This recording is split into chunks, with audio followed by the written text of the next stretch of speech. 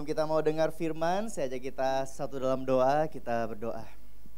Tuhan Yesus, bersyukur buat hari ini kami masih punya kesempatan untuk beribadah di tempat ini, untuk sekali lagi mendengarkan firman Tuhan. Kami mau buka hati kami mau fokuskan pikiran kami untuk menerima firman-Mu. Biar apa yang kami dengarkan hari ini bukan hanya masuk ke kepala kami, tapi juga ke dalam hati kami. Dan biar itu dapat mengubahkan hidup kami. Urapi hamba-Mu yang menyampaikan, urapi kami semua. Kami siap dengar firman-Mu. Dalam nama Yesus sama-sama katakan amin. Puji Tuhan. Bolehkah saya menyapa sekali lagi? Shalom. Puji Tuhan. Hari ini saya mau sharing sesuatu, khotbah yang saya berikan judul 991 Emergency. Ya, itu bukan typo ya, itu bukan salah tulis. Itu memang saya dengan sengaja taruh 991 emergency atau darurat 991. Kalau 911 pasti saudara familiar kan? Itu nomor telepon darurat untuk menelpon polisi. Tetapi itu di Amerika Serikat. Kalau di Indonesia itu 112. Nomor telepon daruratnya 112. Kalau 911 itu untuk di Amerika. Dan kalau 911 itu untuk menelpon polisi, ada kejadian yang darurat, kita butuh pertolongan. Kalau 991 itu juga sesuatu hal yang darurat. Itu bukan nomor telepon, tapi itu adalah sebuah kode angka yang ada di dalam Alkitab yang Yesus sendiri yang sampaikan. Dan ketika saudara mendengarnya, saudara akan tahu bahwa oh, ini juga sesuatu yang darurat. Dan itu yang akan saya share hari ini. Kita akan memahami apa sih yang dimaksud dengan 991 emergency. Dan saya berdoa setelah mendengarkan firman, sirene darurat itu juga bisa menyala di hati setiap kita. Apakah saudara bersemangat pagi ini? Amin. Haleluya. Mari kita buka sama-sama Lukas pasalnya yang ke-15 ayat 4-7. Ini Yesus yang menyampaikan, saya bacakan buat kita semua.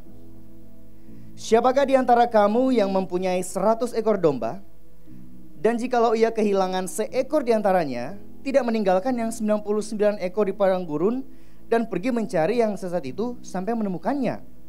Dan kalau ia telah menemukannya, ia meletakkannya di atas bahunya dengan gembira. Dan setibanya di rumah, ia memanggil sahabat-sahabat dan tetangga-tetangganya, serta berkata kepada mereka, bersukacitalah bersama-sama dengan aku, sebab dombaku yang hilang itu telah kutemukan. Aku berkata kepadamu, demikian juga akan ada sukacita di sorga karena satu orang berdosa yang bertobat, lebih daripada sukacita karena 99 orang benar yang tidak memerlukan pertobatan. Sama-sama katakan amin. Ini adalah kisah atau perumpamaan yang Yesus sampaikan bahwa kalau kita seorang gembala, masakan kita tidak mengejar satu yang hilang dan meninggalkan yang 99 lainnya. Ini menyampaikan sebuah keadaan darurat karena ada satu domba yang terhilang yang butuh diselamatkan. Meninggalkan yang 99 bukan berarti gembala ini tidak peduli atau tidak sayang dengan yang 99 ini. Tetapi yang 99 ini sudah memiliki keselamatan. Mereka aman di dalam tempat mereka masing-masing. Tetapi yang satu ini tersesat, terhilang, dan nyawanya terancam. Karena gembala ini adalah gembala yang baik, oleh karena kasihnya atau karena dia sayang dengan domba ini, dia rela untuk tinggalkan yang 99 dan pergi mencari yang satu. Dalam mencari yang satu kita tidak tahu ada tantangan apa yang bisa dia hadapi. Mungkin dia akan menjangkau sampai ke tepi jurang, mungkin dia harus manjat sesuatu, atau dia harus masuk ke dalam lubang atau apapun itu. Tapi yang kita tahu di sini Yesus mencoba menggambarkan bahwa gembala yang baik akan mencari yang hilang. Dan ini sebenarnya bercerita tentang hati Tuhan, bahwa dia sangat mengasihi manusia. Dia tidak ingin kita binasa, oleh karena itu dia turun ke dunia menjadi manusia, mati di kayu salib untuk membayar setiap dosa saya dan saudara, sehingga setiap kita yang percaya memperoleh kehidupan yang kekal. Dalam Matius 18 ayat 11 juga dibilang karena anak manusia atau Yesus itu datang untuk menyelamatkan yang hilang. Kemudian Lukas 5 ayat 32 juga mengatakan, aku datang bukan untuk memanggil orang benar, tetapi orang berdosa. supaya mereka bertobat. Jadi ini adalah konsep, ini adalah inti dari apa yang Tuhan Yesus mau sampaikan. Bahwa Tuhan menjadi manusia itu adalah bagaikan seorang gembala yang rela meninggalkan 99 demi mengejar satu yang terhilang, yaitu Bapak Ibu Saudara dengan saya. Kita manusia begitu berharga di mata Tuhan, sehingga dia rela tinggalkan yang 99 untuk mengejar yang satu. Jadi selama sepanjang khotbah ini saya sampaikan, saya akan sering mengatakan tentang 99 dan 1. Ketika saya berbicara tentang 99, artinya sesuatu yang sudah kita miliki atau sesuatu yang sudah ada tetapi rela kita tinggalkan. Dan ketika saya berbicara tentang 1, ini berbicara sesuatu yang kita kejar untuk kita selamatkan. Dan dari kisah inilah saya menemukan angka 991 emergency. Karena ini sebuah keadaan yang darurat. Ini perlu secepat mungkin untuk diselamatkan. Waktu sangat penting. Kita tidak boleh menyia-nyiakan waktu. Kita harus segera pergi dan menyelamatkan. Jadi 991 ini saya ingin share dari dua sudut pandang, yaitu dari perspektif Tuhan dan dari perspektif manusia. Jadi 991 punya dua sudut pandang. Sudut pandang Tuhan dan sudut pandang manusia. Kita mulai dari yang pertama, God's perspective tentang 991. Apa sih 99-nya Tuhan yang dia tinggalkan demi yang satu? Kita tahu kisah gembala ini kan hanya ilustrasi. Tetapi dalam kenyataannya, apa yang Tuhan tinggalkan demi menjangkau kita? 99 adalah surga. 1 adalah saya. Bolehkah kita bilang sama-sama saya? Yes, Bapak Ibu Saudara, adalah 1 itu yang demi Anda Tuhan Yesus rela mati di kayu salib, membayar dan menggantikan posisi kita. Dan kita lihat apa yang Tuhan tinggalkan. Dia meninggalkan surganya yang kekal, tempat kenyamanannya, tempat kemuliaannya. Dia adalah Tuhan tapi rela lahir jadi manusia di dunia yang sangat terbatas ini. Dan dia melewati semua proses hidup yang kita lewati. Tuhan Yesus datang bukan langsung pluk jadi umur 30 tahun, tidak. Dia datang lahir dari seorang wanita. Dia mengalami semua proses dari bayi, dia harus minum ASI, dia mungkin sempat demam ketika giginya mau tumbuh. Dia alami semua itu, dia belajar jalan terus jatuh, dia main dengan anak-anak lainnya, dia sekolah, belajar. Dia melewati semua itu. Dia sangat terbatas oleh waktu, oleh usia, karena dia 100% manusia. Walaupun dia 100% Tuhan juga, tapi dia memberi dirinya dibatasi, padahal dia tak terbatas. Oleh karena dia mengasihi saudara, oleh karena dia mau mengejar yang satu itu. Yohanes 3 ayat 16. Karena begitu besar kasih Allah akan dunia ini, sehingga ia telah mengurniakan anaknya yang tunggal, supaya setiap orang yang percaya kepadanya tidak binasa, melainkan beroleh hidup yang kekal. Yang percaya katakan amin. Haleluya. Karya penyelamatan itu adalah inisiatif Tuhan. Oleh karena apa? Karena kasihnya, karena cintanya. Dia yang memulai, dia yang berinisiatif. Bukan karena kita yang minta-minta sama Tuhan. Itu bukan idenya kita, itu idenya Tuhan. Bahkan dia melakukannya pada saat kita masih berdosa. Dia tetap mengorbankan nyawanya, padahal tidak ada garansi bahwa kita bisa balas cintanya. Dia tetap naik ke kayu salib, walaupun kita yang di zaman ini tidak mungkin belum mengenal namanya, tapi dia tetap lakukan itu untuk kita, karena dia mengasihi saya dan saudara. 2 Korintus 8 ayat 9. Karena kamu telah mengenal kasih karunia Tuhan kita Yesus Kristus, bahwa ia yang oleh karena kamu menjadi miskin, sekalipun ia kaya, supaya kamu menjadi kaya oleh karena kemiskinannya. Inilah yang dilakukan Tuhan. Dia ambil posisi kita, dia tukar dengan dia. Kita yang harusnya binasa, tidak memperoleh hidup, tidak memiliki berkat, Tuhan rela menggantikan posisi kita. Bahkan dalam Yesaya 53 ayat 4 berkata, tetapi sesungguhnya penyakit kitalah yang ditanggungnya, dan kesengsaraan kita yang dipikulnya. Padahal kita kira dia kena tulah, dipukul dan ditindas Allah. Orang pada zaman itu berpikir, sepertinya dosa apa yang sudah dibuat orang ini, atau sial apa, atau orang sini bilang sesuai apa setelah ini orang sampai menderita seperti ini. Orang kira dia kena tulah, dia dipukul atau ditindas Allah. Padahal penyakit kita lah yang ditanggungnya, pelanggaran kita yang ditebusnya. Dia menderita oleh karena dosa kita. Begitu besar kasih Allah bagi kita. Sebab dia Allah yang adil. Dia Tuhan yang adil. Dan dia juga Tuhan yang adalah kasih.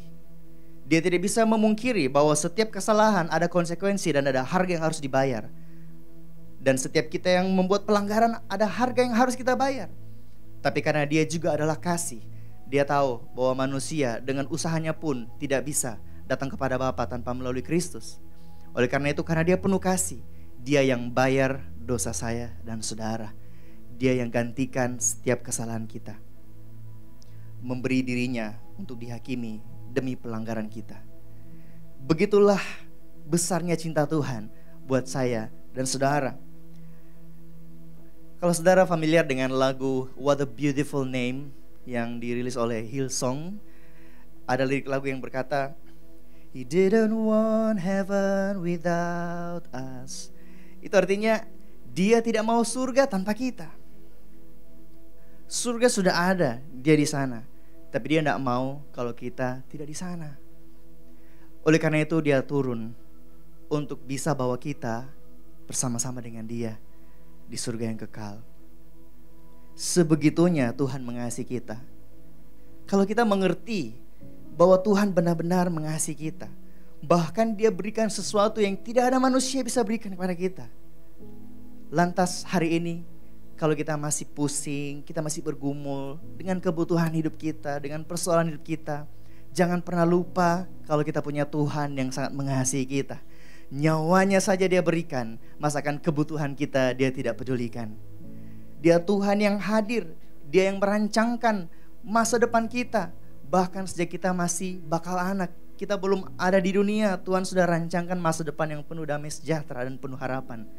Masa kita hari ini masih khawatir tentang hari esok? Tuhan begitu mengasihi kita. Dia Tuhan yang hadir, dia Tuhan yang ajaib, dia Tuhan yang berkuasa, dan dia Tuhan yang sama yang mengasihi saudara. Setuju katakan amin saudara. Boleh bilang kiri kanan saudara, bilang Tuhan mengasihimu. Yes. Kenapa kita perlu bilang itu? Karena kadang kita lupa kalau Tuhan mengasihi kita. Kita tidak percaya kalau Tuhan mengasihi kita. Itu yang membuat kadang kita enggan untuk berdoa, enggan untuk meminta, enggan untuk percaya. Karena kita pikir Tuhan kita jauh, Tuhan yang bukan Tuhan yang baik. Tapi biar lewat firman ini kita menyadari Tuhan kita yang begitu besar dan berkuasa dan ajaib adalah Tuhan yang mengasihi saya dan saudara, yang dia rela tinggalkan 99 demi mengejar kita. Amin saudara. Itu perspektif Tuhan tentang 991. Bagaimana dengan perspektif manusia? Poin berikutnya adalah our perspective of 991. Perspektif kita adalah apa sih 99 kita dan apa sih satu itu? Mungkin saudara sudah mulai ada menebak kira-kira 99 itu apa dan satu itu apa. Dan saya mau kasih tahu buat saudara bahwa 99 kita adalah zona nyaman kita dan satu adalah jiwa-jiwa. Keamanan, semua yang kita miliki, semua yang kita punya, security kita, aset kita, nama baik kita, karir kita, itu menjadi 99 kita yang enggan untuk kita tinggalkan. Dan apa satu yang harus kita kejar adalah jiwa-jiwa. Filipi 1 ayat 21 berkata, Paulus bilang, karena bagiku hidup adalah Kristus dan mati adalah keuntungan. Kalau kita ada hari ini, itu semua karena Tuhan. Keselamatan dan iman yang kita punya, itu semua karena Tuhan. Kita ada hari ini bukan karena kekuatan kita, tapi karena kebaikan Tuhan. Semua karena pengorbanan Kristus. Oleh karena itu hari ini hidup kita bukan kita lagi, melainkan Kristus. Dan kita tahu kalau kita mati hari ini di dunia ini, kita kemana? Kita datang kepada Bapa di surga. Karena keselamatan kita ada di dalam Kristus. Dan hidup kita telah dibayar mahal oleh darah Kristus. Oleh karena itu hidup kita bukan milik kita sendiri, tapi milik Tuhan. Paulus bilang dalam Galatia 2 ayat 20, namun aku hidup, tapi bukan lagi aku sendiri yang hidup, melainkan Kristus yang hidup di dalam aku. Dan hidupku yang kuhidupi sekarang di dalam daging adalah hidup oleh iman dalam Anak Allah yang telah mengasihi aku dan menyerahkan dirinya untuk aku. Hidup kita bukan kita lagi. Hidup kita milik Tuhan. Kita sudah dibeli dengan harga yang mahal. Kita sudah lunas. Kita mengetahui sebuah kabar baik yang luar biasa, bahwa keselamatan kita terjamin di dalam Kristus. Kita diberkati, kita mengenal Tuhan. Kita tahu masa depan kita. Kita berjalan dengan Tuhan. Tetapi di saat yang sama, ada begitu banyak orang yang belum mengenal Tuhan Yesus. Ada begitu banyak orang yang belum percaya, yang belum menerima keselamatan. Bahkan mungkin orang itu tidak jauh dari kita. Mungkin ada di dalam rumah kita, tetangga kita, tempat kerja kita. Mereka belum mengenal Kristus. Atau mungkin ada yang Kristen KTP tapi mereka tidak benar-benar mengenal Kristus, mendengar tentang Injil. Banyak orang belum menerima keselamatan. Padahal kita tahu bahwa satu-satunya keselamatan dan hidup yang kekal itu melalui Yesus. Yohanes 14 ayat 6 kata Yesus kepadanya, Akulah jalan dan kebenaran dan hidup. Tidak ada seorang pun yang datang kepada Bapa kalau tidak melalui aku. Yesus adalah satu-satunya jalan. Yesus bukan salah satu jalan, bukan. Dia satu-satunya jalan. Artinya di luar dia tidak ada keselamatan. Saudara percaya, amin? Ini harus kita yakini dengan teguh. Jangan tergoyahkan bahwa Yesuslah jalan kebenaran dan hidup. Kalau kita tahu kebenaran ini, artinya ada sebuah urgensi atau keadaan darurat. Mengapa saudara? Begitu banyak orang belum mengenal Kristus. Begitu banyak orang belum memperoleh keselamatan. Itulah kenapa kita gak bisa hanya berdiam diri. Kita gak bisa hanya setiap minggu datang ibadah pulang, setiap minggu datang ibadah pulang, dan tidak membawa orang kepada Kristus. Efesus 2 ayat 8-9. Sebab karena kasih karunia kamu diselamatkan oleh iman. Itu bukan hasil usahamu, tetapi pemberian Allah. Itu bukan hasil pekerjaanmu. Jangan ada orang yang memegahkan diri. Kita gak boleh memegahkan diri. Kita seolah pikir bahwa keselamatanku ini karena hasil usahaku. Keselamatan kita adalah kasih karunia. Kita adalah orang-orang yang disebut beruntung karena kita ada dalam Tuhan. Oleh karena itu kita gak bisa menghakimi orang lain. Itu karena mereka salah mereka sendiri, mereka tidak percaya. Justru kita yang harus membawa Injil itu kepada mereka. Karena kita tidak boleh memegahkan diri. Ini menjadi tanggung jawab kita bersama. Injil menjadi kabar baik bagi kita yang telah menerimanya. Tapi bagaimana dengan mereka yang tidak pernah mendengarnya? Ini suatu bencana bagi mereka. Inilah urgensi, inilah emergensi yang harus kita terlibat di dalamnya. Saya punya seorang teman namanya Pak Bert. Dia juga salah satu jemaat di ACC. Dia adalah misionari dari Filipina dan sekarang sedang melayani di Indonesia. Dan di Palu dia berjemaat di HCC bersama-sama dengan kita. Dan dia sharing sesuatu pengalamannya waktu dia dulu jadi misionari di Aceh. Kalau saudara ingat tahun 2004 ada tsunami di Aceh. Itu menjadi salah satu bencana yang paling besar di Indonesia sepanjang sejarah. Waktu dia pelayanan ke sana, tepat setelah bencana itu terjadi, dia jadi relawan, dia melayani di sana. Dia tiba dan dia berjalan keliling naik kendaraan untuk melihat keadaan sekitar. Dan dia melihat begitu besar lahan yang hancur karena tsunami. Begitu banyak pemukiman warga yang hancur karena tsunami. Dan dia bertanya, berapa banyak korban jiwa dibilang ratusan ribu. Bahkan kalau saudara ketik di Google, ada kurang lebih 170 ribu jiwa yang menjadi korban jiwa di tsunami Aceh 2004. Dan dia sharing bahwa setelah mendengar itu, air matanya mengalir. Waktu saya dengar itu saya berpikir, ya masuk akal lah ya. Kan kita kalau dengar bencana, banyak orang mati, kan kita sedih pasti. Pasti kita sedih. Tetapi kalimat selanjutnya yang Pak Bert katakan, itu yang mengubahkan mindset saya. Itu yang membuat saya tidak bisa lupa sampai hari ini. Dia bilang, dia menangis karena apa? Dia menangis karena dia melihat ada ratusan ribu orang meninggal tanpa Tuhan Yesus. Ratusan ribu orang meninggal tanpa iman kepada Yesus Kristus. Inilah betul-betul yang menjadi bencana. Kalau kita percaya seperti Paulus bilang, hidup adalah Kristus, mati adalah keuntungan. Ketika kita punya keluarga atau rekan yang meninggal dunia, itu keuntungan bagi mereka karena mereka bersama dengan Bapa di surga. Yang harusnya kita tangisi adalah kematian mereka yang tidak menerima Yesus sebagai Tuhan dan Juru Selamat. Karena bagi mereka itulah kematian kekal mereka. Ini membuat kalimat dari Pak Bert terngiang-ngiang di pikiran saya. Bahwa harusnya kita menangis untuk jiwa-jiwa yang belum terima Yesus. Karena bagi kita orang percaya, mati adalah keuntungan. Kita sudah tahu, kita kalau mati di dunia ini, kita kemana. Mungkin hari ini kita tidak pergi ke tempat-tempat bencana atau ke kota lain atau ke desa-desa untuk penginjilan. Tapi hari ini Tuhan tempatkan kita di marketplace, di tempat-tempat lingkungan kita yang dikelilingi oleh jiwa-jiwa yang belum mengenal Yesus. Mungkin kita tidak seperti Pak Bert yang ke Aceh. Atau mungkin kita belum punya kesempatan untuk ke gunung-gunung menginjili orang.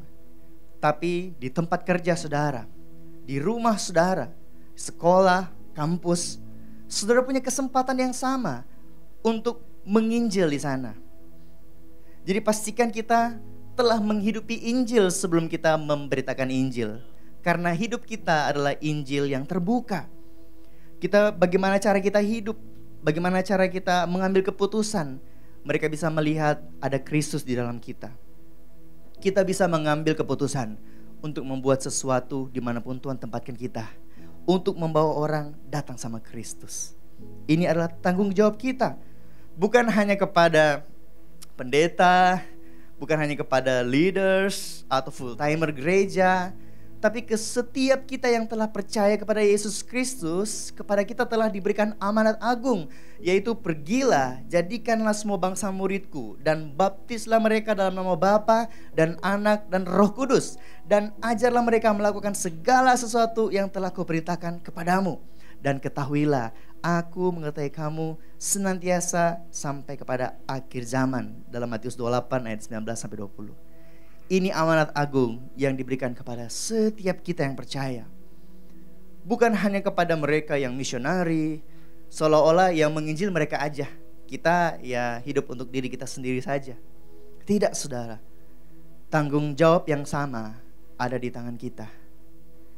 Bentuknya bisa berbeda-beda satu dengan yang lain, tetapi hatinya tetap sama untuk jiwa-jiwa. Saya ingin tutup khotbah saya dengan sebuah kisah nyata yang terjadi. Seberapa banyak Bapak Ibu Saudara yang familiar dengan kata kapal Titanic? Bolehlah mereka katakan supaya saya tahu apakah cerita saya relevan. Tahu ya Titanic? Pernah nonton filmnya mungkin yang Leonardo DiCaprio ya? Itu film romance. Tapi tahukah saudara di kisah yang sama ada kisah penginjilan.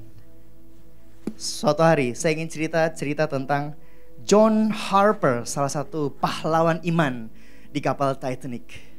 Jadi suatu hari ada seorang yang bernama John Harper. Dia dengan putrinya naik kapal Titanic untuk pergi ke sebuah kota untuk berkhotbah di gereja Moody di Chicago. Tetapi siapa yang sangka ternyata kapal Titanic itu harus menabrak gunung es dan akhirnya kandas, bocor, bahkan patah kapalnya dan harus tenggelam. Begitu banyak orang meninggal. Dan itu jadi tragedi yang dikenang sepanjang masa sepertinya ya. Jadi legenda. Kapal Titanic dibikinkan film, bahkan dibikinkan banyak acara-acara di TV membahas tentang Titanic. Saat kapal itu mulai tenggelam, kita tahu suasananya ya. tabrakan di gunung es, terus kapal sudah mulai listrik sudah mulai padam, dan sepertinya kapal sudah mulai masuk ke dalam air. Semua orang panik, semua orang berlarian mencari life jacket, kemudian pergi ke Sekoci untuk menyelamatkan nyawa mereka. Apa yang dilakukan John Harper? Dia ambil putrinya, dia bungkus dengan selimut, dia berikan life jacket bagi dia, kemudian dia bawa anaknya masuk ke dalam Sekoci. Setelah itu, John Harper tidak ikut masuk ke dalam Sekoci, melainkan dia melakukan aksinya. Tahukah saudara apa yang dia lakukan? Dia berkeliling ke kapal-kapal, di sekeliling kapal menemukan orang-orang yang tidak mendapatkan Sekoci, orang-orang yang sudah putus harapan, yang tertinggal di kapal, untuk menginjili mereka. John Harper berlari ke satu sudut ke sudut lainnya untuk bertemu dengan orang. Apakah engkau kenal Yesus? Pergi lagi ke orang lain. Apakah engkau telah menerima keselamatan dari Yesus Kristus? Apakah engkau percaya kepada Yesus bahwa Dia adalah Tuhan dan Juru Selamat? Itu yang dilakukan John Harper, dan dia menginjili orang-orang di kapal Titanic sementara kapal itu mulai tenggelam. Dan ada satu orang yang selamat yang juga menceritakan, dia bersaksi bahwa dia salah satu orang yang didatangi oleh John Harper. Bahkan yang dilakukan John Harper kepadanya, dia menemukan ada seorang pria di sudut, dia sudah pasrah, bergantungan. Terus John Harper datang, dan orang ini tidak punya life jacket. John Harper bilang, percayakah engkau pada Yesus Kristus adalah Tuhan dan Juru Selamat? Dan orang ini sepertinya tidak percaya dan tidak mau untuk percaya. Tahukah saudara apa yang John Harper lakukan? Dia melepas life jacketnya, kemudian dia memberikan kepada bapak itu. Bilang, Bapak, Anda lebih butuh ini daripada saya. Dan dia berikan life jacket itu, kemudian dia lanjut melakukan aksinya. Tahukah saudara apa yang membuat John Harper lakukan itu? Karena dia tahu ketika dia mati di dunia ini, dia kemana. Dan juga dia tahu kalau Bapak ini mati tanpa Yesus, ini adalah kematian kekal bagi dia. Oleh karena itu John Harper bilang, Bapak, engkau lebih butuh ini daripada saya, supaya engkau masih punya kesempatan untuk percaya bahwa Yesus adalah Tuhan. Saya mau engkau hidup lebih lama, walaupun sedikit lebih lama lagi. Siapa tahu engkau punya kesempatan untuk terima Yesus sebagai Tuhan dan Juru Selamatmu. Itu digerakkan oleh kasih dan cintanya John Harper kepada jiwa-jiwa. Dia rela meninggalkan yang kita sebut tadi 99. Ini adalah 99 John Harper yang dia rela tinggalkan demi menjangkau satu jiwa. Dan tidak cukup sampai di situ. Saat kapal itu benar-benar hampir tenggelam, banyak orang sudah akhirnya loncat ke air dan bergelantungan di pecahan-pecahan kapal, di kayu-kayu yang mengapung, mencoba untuk menyelamatkan diri. John Harper tanpa life jacket terjun ke air dan mulai berenang dari kayu satu ke kayu yang lain. Untuk apa? Menginjili orang. Dia menginjili mereka. Apakah engkau kenal Yesus? Apakah engkau sudah menerima keselamatan dari Yesus? Dan ada satu orang yang akhirnya selamat dan memberikan kesaksian ini. Namanya George Henry Cavell. Dia bilang bahwa John Harper berenang ke tumpukan kayu di mana dia bergantung, mengapung di situ. Dan John Harper bilang, apakah engkau percaya kepada Yesus Kristus sebagai Tuhan dan Juru Selamat? Kemudian ada ombak sedikit yang bawa John Harper terlepas dari kayu itu, hanyut. Kemudian John Harper lakukan apa? Dia berenang lagi kembali melawan arus untuk pergi ke kayu yang sama. Karena percakapan kita belum selesai. Apakah engkau kenal Yesus? Dan George Henry Cavell bilang bahwa saya adalah orang terakhir yang diinjili oleh John Harper. Karena setelah saya terima Yesus, John Harper lemah, kemudian tenggelam dan mati. Dan George Henry Cavell hidup untuk menceritakan kesaksian dari John Harper. Sambil mengutip Kisah Para Rasul 16 ayat 31, John Harper bilang, percayalah kepada Tuhan Yesus Kristus dan engkau akan selamat, engkau dan seisi rumahmu. Simple. Tidak perlu kuliah sampai S2 teologi untuk menginjili seseorang.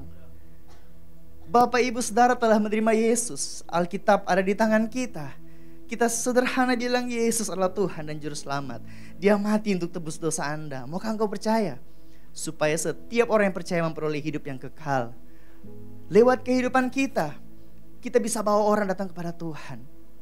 Maukah hari ini saudara, kita meninggalkan 99 kita? Apa sih 99 kita hari ini? Saya orangnya introvert, saya tidak tahu bicara, saya takut kalau bicara sama orang. Bagaimana kalau saya ditolak? Bagaimana kalau saya dihujat? Saya tidak mampu apa-apa. Tapi saudara percaya bahwa Injil adalah kekuatan Allah untuk menyelamatkan orang-orang yang terhilang. Amin, saudara.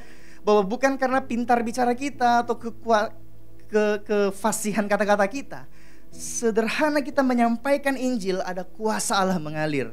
Dan itu kehendak Tuhan, melalui hidup kita jadi saksi supaya orang-orang diselamatkan. Maukah kita menggunakan 99 kita tinggalkan 99 kita? Mungkin selama ini kita hanya fokus kepada kenyamanan dan keamanan kita. Saya kerja supaya cari keuntungan sebanyak mungkin, supaya saya sendiri yang menikmati. Maukah hari ini kita dedikasikan bisnis, pekerjaan usaha kita untuk memperbesar kerajaan Allah? Maukah hari ini kita tidak hanya fokus habiskan waktu hanya untuk diri kita, tapi maukah kita melepaskan kenyamanan kita, bahkan keamanan kita, untuk menjangkau mereka yang belum kenal Kristus, supaya lebih banyak orang diselamatkan?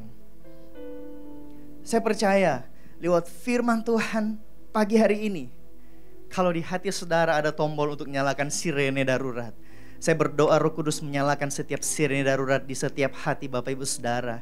Saya berdoa biar Roh Kudus menyalakan api di setiap hati saudara, untuk mulai hidup untuk Tuhan, untuk mendedikasikan hidup saudara, untuk menjangkau jiwa-jiwa, untuk jadi berkat bagi orang lain.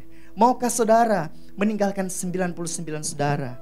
Mungkin ada sebuah kebiasaan buruk atau dosa yang mengikat, yang menghalangi saudara jadi Injil yang terbuka buat orang lain, yang menghalangi saudara untuk jadi teladan bagi orang lain.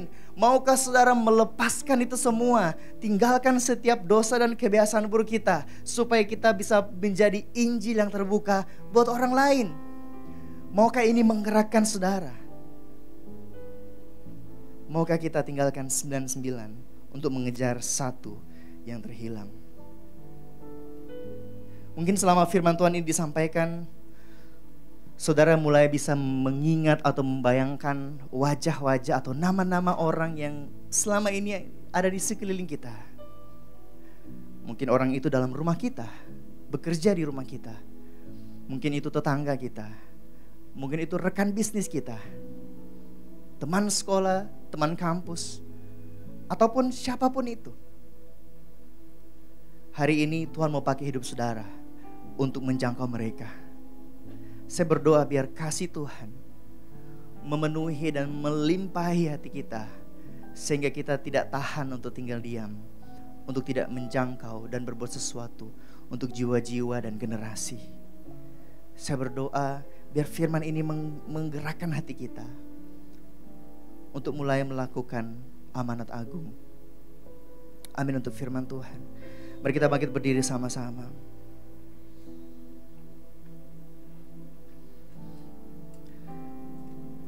Kita ambil waktu 1 menit ke depan, kita renungkan kebaikan Tuhan.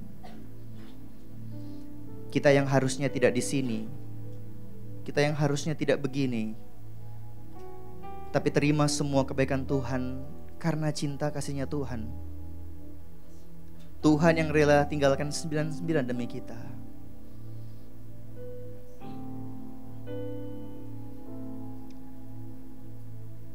Mari bersyukur di hadapan Tuhan. Sadari bahwa apa yang Tuhan Yesus lakukan itu bukan hal yang murah. Dia memberikannya cuma-cuma kepada kita, tapi bukan berarti itu suatu hal yang murah. Itu sangat mahal. Hari ini hidup kita bukan kita lagi. Oleh karena itu kita tidak boleh tinggal diam. Roh Kudus, berikan kami hikmat. Apa yang bisa kami lakukan untuk menjangkau jiwa? Apa yang Engkau mau kami kerjakan dalam hidup kami untuk menjangkau jiwa? Mari dedikasikan semua yang kita punya untuk melayani Tuhan. Baik itu bisnis, pekerjaan, usaha, nama baik, karir, setiap aset yang kita miliki, kemampuan, skill, pengalaman. Mari bawa itu di hadapan Tuhan dan minta Tuhan pakai ini Tuhan untuk jadi alat kemuliaan-Mu. Pakai Tuhan untuk menjangkau lebih banyak jiwa. Aku mau jadi bejana-Mu Tuhan, jadi alat-Mu Tuhan, untuk membawa lebih banyak orang datang kepada Kristus. Aku juga berdoa bagi setiap jemaat yang bergumul dengan keterikatan atau dosa yang membelenggu mereka. Aku berdoa oleh kekuatan Roh Kudus di dalam nama Yesus. Ada belenggu yang terlepaskan saat ini juga di dalam nama Yesus. Ada kecanduan yang terlepas di dalam nama Yesus oleh kasih karunia Allah. Di dalam nama Yesus ada kekuatan dan kemampuan dari Roh Kudus untuk setiap kami hidup sesuai dengan kehendak Allah, hidup dalam kekudusan dan kebenaran Allah, sehingga lewat kami orang-orang melihat Kristus dalam hidup kami. Aku berdoa untuk setiap bisnis dan pekerjaan yang mengalami pergumulan hari-hari ini. Aku berdoa Tuhan, biar Engkau terlibat di dalamnya, melakukan terobosan, ada perkembangan, ada pertumbuhan terjadi dalam nama Yesus. Memberikan hikmat bagi setiap business owner yang ada Tuhan, bagaimana mengembangkan bisnis mereka untuk semakin berdampak bagi generasi, berdampak pada jiwa-jiwa. Aku berdoa Tuhan buat setiap orang-orang yang bertalenta dan berskill, biar mereka bisa pakai untuk memuliakan nama Tuhan, untuk membawa orang datang kepada Kristus. Dan setiap kami Tuhan yang hadir Tuhan, Engkau yang memakai hidup kami. Kami percaya Engkau telah meletakkan setiap karunia, skill dan kemampuan dalam hidup kami untuk melayani Tuhan. Thank you Jesus, thank you Jesus. Kami bersyukur Tuhan. Kami bersyukur buat firman Tuhan yang kami dengarkan. Biar ini bukan hanya sampai di kepala kami, tapi masuk dalam hati kami. Dan kami dapat menghidupi itu dalam kehidupan kami. Pakai hidup kami Tuhan. Kami menyerahkan hidup kami sepenuhnya ke dalam tangan Tuhan. Kami bersyukur dan berdoa dalam nama Yesus. Haleluya. Amin. Berikan kemuliaan bagi Tuhan kita. Haleluya. Silakan duduk kembali Bapak Ibu Saudara.